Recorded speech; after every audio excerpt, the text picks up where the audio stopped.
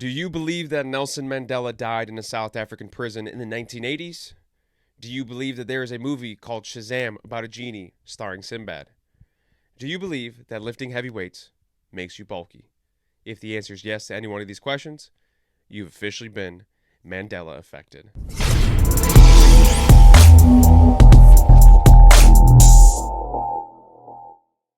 What's up, beautiful people? Welcome back to the Made to Excel Fitness Podcast, a fitness podcast for you, by you. I'm your host, as always, Mark Torres, and this is episode 45. Welcome back to the show.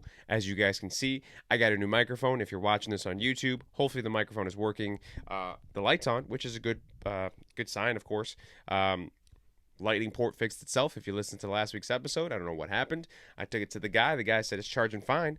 I can fix it for you, but I don't know if it's going to do anything. I said, you want me to spend $100 to fix something that might not be broken? Absolutely not. So, don't know what happened. Lightning port fixed itself. The light stays on. Hopefully it stays on the whole time and I don't record a fire ass podcast episode and then the audio goes out at some point. I really hope not. Also, didn't realize that this microphone was not going to fit into the other microphone podcast stand that I have. So for the time being, I'm just going to have to hold it and I feel like an idiot. But it is what it is. Hopefully the audio sounds substantially better than it usually does for this show. Obviously, today's show, as you heard in the introduction, is all about the Mandela Effect. For those of you guys who do not know what the Mandela Effect is, it is this very strange and almost kind of comical phenomenon that a large group of people all misremember something in the same way so that they believe that that thing is true, right? And the reason why it's called the Mandela Effect is because there's a large population of people that really believe that Nelson Mandela died in a jail in the 1980s. And it's not like, oh, I kind of thought that was true because somebody told me.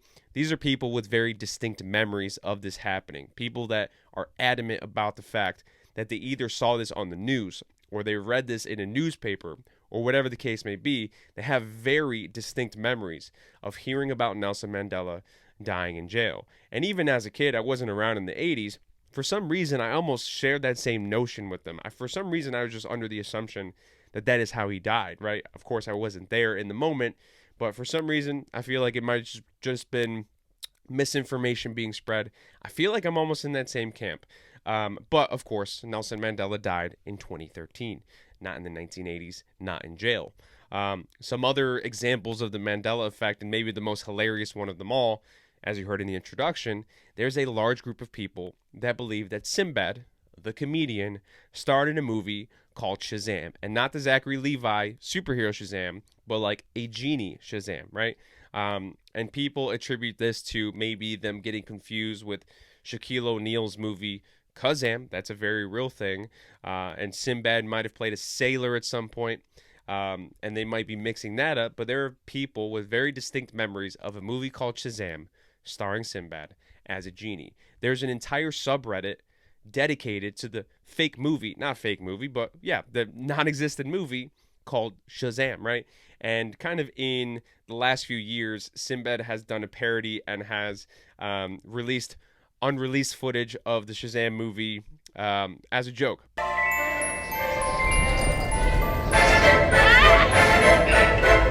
happening?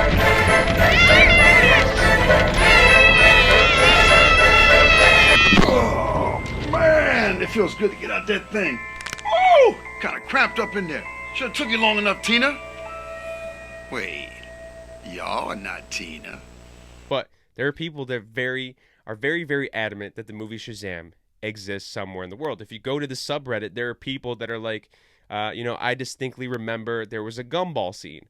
And then you see the comment under that is like, I've been trying to tell my friends about this gumball scene for my entire life, and nobody ever believes me that the gumball scene is real and it's true and that Shazam is a real thing, and you've just vindicated everything that I've ever said for the entirety of my life about this gumball scene, and I believe that Shazam is a real movie, right? And you can go down this entire rabbit hole of people that think Shazam is real, right?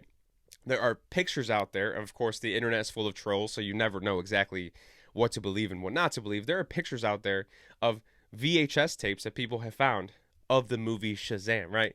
Of course, there's a very real, distinct possibility that these things are altered, doctored, photoshopped in some way, shape, or form, or just created by somebody who's trolling the internet. But there are actual people, and a good amount of people, that believe that Shazam, starring Sinbad, is a real thing, right? And that's a very hilarious example of what the Mandela effect is, right? But some other kind of, smaller examples are, does Curious George have a tail? Yes or no? Is it Jif or Jiffy peanut butter? Does the Monopoly Man have a monocle or no monocle, right? These are all just little things that people just kind of misremember, and enough people misremember it that it almost becomes a fact. And that's essentially what the Mandela effect is. And in fitness is no stranger to this Mandela effect, right? Because I think one of the trickiest parts of the fitness industry is that it is a science-related field. And any science-related field, everybody knows that science is constantly changing, right? There's a large point in time, a very long point in time, a long time ago, where people thought that the earth was flat. And of course, it's not the truth anymore. Of course, science evolves and people find different ways to study things, to look at things, to think about things, and they can kind of deduce the fact that the earth is indeed not flat. And of course, there are people out there like Kyrie Irving, and we don't know if he's trolling or not anyways, that still think the earth is flat, right?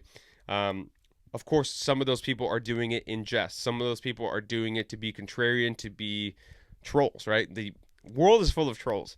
So some people are doing it probably for a comical effect, right? I know I've done it before. I've got one buddy who hates conspiracy theories, and I like to, and all of our friends are now piling on. We all like to pretend that we're flat earthers. We're not, of course, flat earthers, but it's funny comically because he hates it to talk about the earth being flat. Of course, it's not flat. Of course, there is a flat earth society, and there are actual people that believe this to still be true. But of course, it's not the majority, right? Science continually evolves, and it's always constantly changing.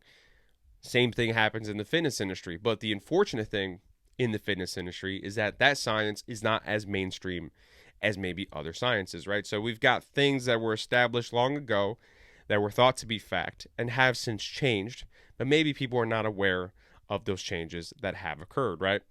Studies happen. They get published, but they're not maybe widely seen, right? So you've got people coming up and they're learning these outdated facts and this outdated information and spreading that elsewhere, right? And I don't want to come off, because I fucking hate these people, as like a uppity, hoity-toity, like I'm smarter than everybody else kind of fitness trainer or a coach, because those people are as much of assholes as people that are misinformed, right? For me to be like, people that are touting misinformation are, should be banned from the fitness industry. No, people like that are the worst, right? There's both sides to that coin, right? I think the people that are maybe taught outdated information, that is of no fault to themselves, right? So if they're not privy to this information, if they don't know that this information has changed in the in the very last few years, they might build a following, especially in a day and age where Instagram is a big thing. You could very easily have lots of followers. You can build a big following and start to talk about this information that you believe is true and spreading that to the masses if you have a very big audience. And now there's a lot of people that believe that is true, right? That's of no fault to them. They don't know that information is false, right? People that are intentionally misleading people and intentionally trying to get people's money by lying to their faces, those people, yeah, they're assholes. Yeah, they can go somewhere. But for the most part, not to be, I don't condone the uppity coaches that are so high and mighty because they know everything. And I also don't condone the people that maybe you're not aware that the science has changed, because that's of no fault to them. Unless you have a really vested interest in fitness and you're always continuing your education, you may not be aware that those things are happening, right? So there is a little bit of a misinformation spread that happens within the fitness industry because it's not so upfront that these things have changed, right? And it's very easy to get your foot in the door in the fitness industry, right? You can open an Instagram account and put your name and fit at the end. All of a sudden, you're a fitness person, and you might not know that the information has changed from that point. And that's how this whole thing happens, right? So the Mandela Effect is alive and well in the fitness industry. And I think one of the biggest Mandela Effect examples in the fitness industry is this idea that lifting heavy weights makes you bulky. And the most interesting thing about this phenomenon and the thought that people have that lifting heavy weights makes you bulky is the fact that if you Google, does lifting heavy weights make you bulky, you're going to get result after result after result after result that says, no, lifting does not make you bulky. But from my experience working in a gym, I can tell you that 2, 3, maybe even 4 times a week, I have people come up to me and they say, hey, I want to tone up. I want to lean out. I want to lose stomach fat. I don't want to lift heavy weights because I don't want to get big. I don't want to have big muscles. I don't want to be like these muscle-bound dudes in here and ladies that walk around like they're too wide to fit into a doorway, right? ILS, invisible lat syndrome. I don't want to get too big, so I don't want to lift heavy weights, right? Every single week, I hear the same thing over and over and over again. So obviously, this information has infiltrated the masses, and people still believe this to this day, even though this information is pretty readily available on the internet. And I'll even tell you how deep that this goes. I was in college not too long ago. Our curriculum was set up to be within the same curriculum as one of, if not the biggest, personal training accreditation on the planet, right? And we learned kind of the same thing. It wasn't exactly like, lifting heavy weights makes you bulky, but they do teach this is a hypertrophy range of reps. This is a strength range of reps, which is not exactly the same, but it almost can be misleading to get to the same conclusion, right? So even in college, where I have a bachelor's degree in exercise science, I learned that exact thing. So it does run very deep. And I think the other thing that really bothers me about this phenomenon is the fact that when you do Google these things, a lot of the times you get fitness myths for women or exercise tips for women, right? This idea of lifting heavy weights making you bulky is really marketed and touted off as something that only women deal with and only women think. But I can tell you from my experience that dudes, females, guys, girls, whatever your proper pronoun is, whatever walk of life you come from, no matter the age, I've heard it all from every single one of these people that I don't want to lift heavy because I don't want to be too bulky, right? So this idea that it's just something that is an affliction for women, that they believe that lifting heavy weights makes you bulky, is not true in the slightest. So now that that's out the way, let's get into the nitty gritty of this. So, of course, if you Google this, you'll get all the same answers that I'll probably tell you right here. But in terms of does lifting heavy make you bulky and why that's not necessarily true, is that there have been multiple studies that have been done. And I try to find some of these studies. Finding a good research paper is not that easy online, but I assure you that they're out there. And I assure you, and I implore you to go out there and do your own research. For one, if you don't believe me, you're like, who's this guy? Who is he to tell me that this is not true? But go out there, do your own research, right? But I'll tell you what I know from my perspective. Studies have been done that as long as volume is equated and as long as you're working towards or close to failure, no matter what rep range you're working in, hypertrophy is the same or similar across all of those different rep ranges, right? So what does all of that, what I said, mean, right? As long as volume is equated, what does that mean? So in terms of volume just means the overall work that you're doing. So, for example, if you're doing 5 reps with a 5-pound dumbbell, no matter the exercise, 5 reps with a 5-pound dumbbell, 5 times 5 is 25, right? So over those 5 reps with those 5-pound dumbbells, you moved 25 pounds worth of weight. That would be the exact same volume as if you grabbed a 25-pound dumbbell and you did one single rep, because 25 times 1 is obviously 25. Math, right? Smart guy. So 5 pounds at 5 reps is the exact same volume as 1 rep at 25 pounds. Volume is equated in that scenario, right? So as long as obviously you're doing high reps or high weight for low reps, as long as that volume is the same, if not very similar to when you do lower weights for higher reps, hypertrophy is kind of the same. Hypertrophy being the amount of muscle that you can build. And of course, intensity has its place here too. So when we talk about training at or near failure, you of course, no matter what weight that you're using, no matter how many reps you're doing, it should be something that is a challenge to you, right? It's not something that's easy. It's not maybe not something that is even like kind of easy. It should be a challenge, right? You should be working hard no matter what rep range you're using, no matter what weights that you're using, right? Intensity has to be there, volume has to be equated, no matter if you're doing 1 rep, no matter if you're doing 25 reps. Hypertrophy tends to be the same across the board, right? So when we talk about hypertrophy being the same across the board, we're talking about the amount of muscle that you can build. Now, you can feasibly make the argument that just because I build the same amount of muscle doing low reps with high weight than doing high reps with lower weight, just because I build the same amount of muscle doesn't mean that that muscle looks the same, right? We have the pound of bricks and the pound of feathers argument, right? They both weigh the same, but they look very different from each other, right? So you could feasibly make that argument, but I don't think the body works that way, right? If you're going to do a squat and you're going to do a heavy weight for a low amount of reps, it's not like your body recruits the bigger muscle fibers to come in and do the work, right? It's not like, all right, let's get the big boys out here. We're about to do a heavy squat. Bring them in. Come on. Beep, beep, beep. My terrible impression of a backing up truck, right? It's not like your muscles know the difference between those two things. Your muscle's either going to turn on or it's not going to turn on. It's either going to overcome the weight that you're using or not overcome the weight that you're using, right? No matter the weight, no matter the rep, right? Your muscle knows that it can handle that load or it cannot handle that load. It's not like it recruits, it does recruit different muscle fibers. That's where you have like your type, your slow twitch muscle fibers, your fast twitch muscle fibers, things of that nature, but it's not like those have, it's not going to be, one muscle fiber is going to get really huge. The other muscle fiber is going to be really lean. That's not exactly maybe how that works, right?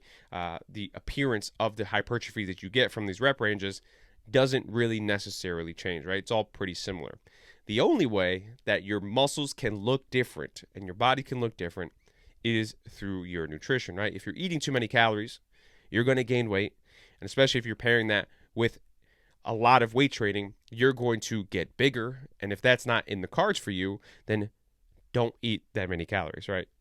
Be in a caloric deficit, still train really hard, and that will probably get you closer to your physique goals versus just saying, I can't lift heavy weights because it's going to make me bulky. That's not how that works. The only reason to lift in these different rep ranges, which I think is a fantastic reason to do it, is the performance aspect that you get from all these different things, right? So lifting low reps versus high reps, the physique, the physical appearance is not going to change from one to the other, right? It might be slightly different, but not enough to have a statistical significance. The only difference between the two is the performance aspect, right? If you are lifting low weights or if you're lifting low reps with really high weights, you're going to get stronger. Being strong is never, ever, ever a bad thing, right? You always want to be strong. You always want to be able to pick up your kid, your dog, maybe your spouse, your significant other. You always want to pick them up without the lowering the chance at least of hurting yourself, right? Being strong is never a bad thing. You want to move things around your house.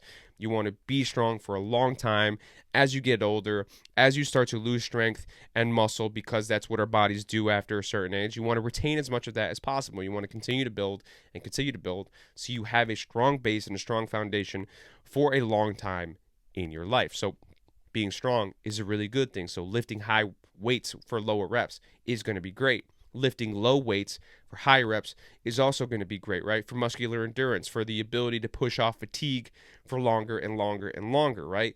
Lactic threshold. This idea that you can do more and get less tired is also a fantastic thing, right? One is not going to look different than the other. Physically, you're not going to know, right? Unless your diet is really kind of up and down, unless your diet is on one of the extreme sides, it's not going to physically, from an appearance standpoint, make too much of a difference. But from a performance standpoint, it's going to make a world difference. So that's why I prefer if people do some semblance of high weights for low reps and some semblance of high reps for low weights, right? Doing both is going to be great because you can run the gambit of all the different performance aspects of this and all the different performance positives that you can get. Your body can perform much better doing all these different things versus staying in one lane and hammering that lane down. Maybe you don't get super strong. Maybe you don't have a lot of muscular endurance because you're somewhere in the middle and you don't stray from that too much, right? Physically, it's not going to make a difference. Performance-wise, it's going to make a huge difference. So why not have all of these different aspects, this entire rep range. That way you have a good balanced body, regardless of the appearance, because the appearance is not going to be dictated by the amount of weight that you move, by the amount of reps that you do with a specific weight, right? It's all going to come down to how you eat, your caloric intake, calorie balance, all that fun stuff, which is not maybe necessarily what people want to hear. It's a very discouraging thing, right? But you shouldn't be scared of heavy weights in the gym. Heavy weights are your friend. Heavy weights will not make you bulky. This is not a purely women thing.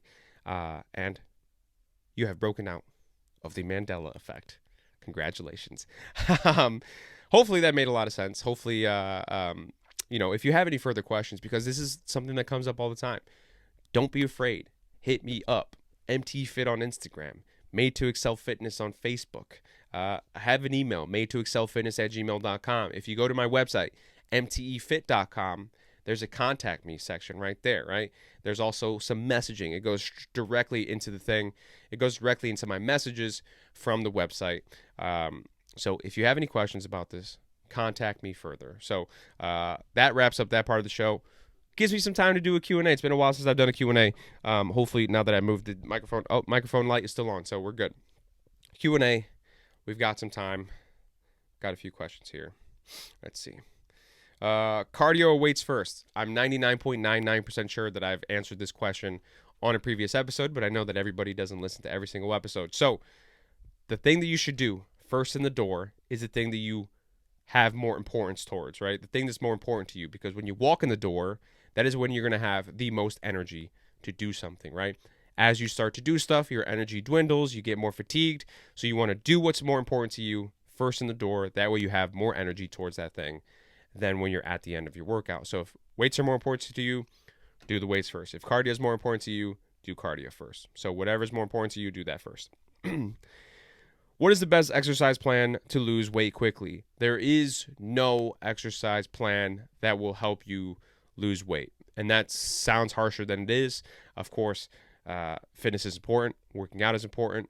Muscularly. Yeah, that's a word.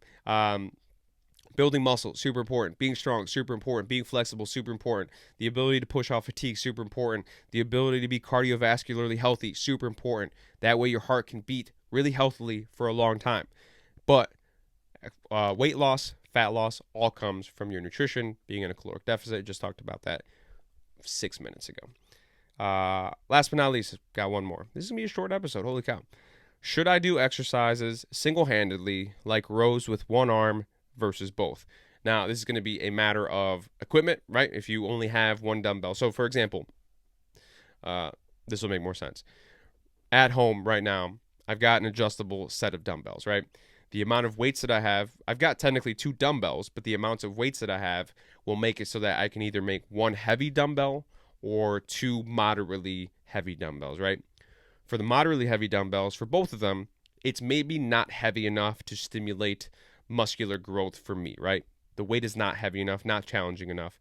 When we talk about, if you watch the 2 YouTube videos ago, the non-podcast episode, the non-podcast video on my YouTube channel, it's how to 3 tips to making a strength building program, a simple strength building program. We talk about stimulating a muscle, right? The stimulus has to be high enough so that it challenges a muscle, so that it gets fatigued, so that it can adapt and recover and start the process all over again. So with those 2 dumbbells, I maybe don't have enough weight to stimulate my muscles and to create fatigue, right? It's not heavy enough. So I have no choice but to consolidate the weights to 1 dumbbell and make 1 heavy dumbbell. So I do single arm rows when I'm at home, right? That makes a lot of sense for me in that moment, because that is the best way for me to stimulate the muscles of the back for me while I'm working out at home. So if that is an issue for you, if you're working out at home still, equipment wise, you might have to dictate whether or not you do double arm rows or single arm rows. That makes sense in that scenario. If you're in a gym and time is an issue for you, as opposed to doing left arm 10 reps, right arm 10 reps, or you're doing 20 reps total, if you want to consolidate that and do both arms at the same time for 10 reps, you're still getting the same amount of reps per arm, but it's in a shorter time, maybe half the time. That makes a lot of sense in that situation, as long as the 2 dumbbells are heavy enough to stimulate the muscle that you want to use, right? So equipment-wise, it makes a lot of sense. From a purely gym standpoint, personal trainer standpoint, the only reason that you maybe would do single arm exercises versus double arm exercises is if you have a muscular imbalance. Let's say you have a left arm that's bigger than your right arm. If you're left-handed, if you do things left-hand dominant, you might want to focus on doing some right arm stuff to try to catch up that lagging body part. That makes sense. If you want to have more of a what's the word I'm looking for? If you want to hone in on a muscle, maybe more so, you can do single arm exercises, right? If you're doing a bicep curl and you're doing them both at the same time and you realize that maybe one is working harder than the other because you're not focusing on one by itself, maybe isolating that muscle with a single hand exercise makes sense in that scenario, right? There's a couple scenarios where single arm exercises make sense, but if you have the ample amount of weight and you can do an exercise efficiently enough with both hands, there's no reason to do it one-handedly or single-handedly, unilaterally. It all depends on a person-to-person basis. Situationally, doesn't matter, or situationally it matters. So for me to just give you a black or white answer doesn't really make sense, right? Because everybody's situation is going to be different. I would say, for the most part, most people can get away with doing things with both sides, unless you have a very specific scenario. Hopefully that made sense. If you have any more specific questions that I can answer situationally that make more sense to you, like I said, hit me up on any of those other social media platforms, and I can get back to you on that. But that wraps up today's episode. Mandela Effect. We've broken it. We are free. We are free of the Matrix. The Mandela Effect can no longer affect us. I don't know what that accent was, but that wraps up today's show. Hopefully you enjoyed it. If you enjoyed it, obviously subscribe, comment, rate, all that fun stuff. I'm happy to be back. I appreciate you guys listening, taking the time out to listen to me speak every single week. I don't know why I just started using my seductive voice. I'm losing it. All right. I'll see you guys in the next one. Have a good one. Peace out.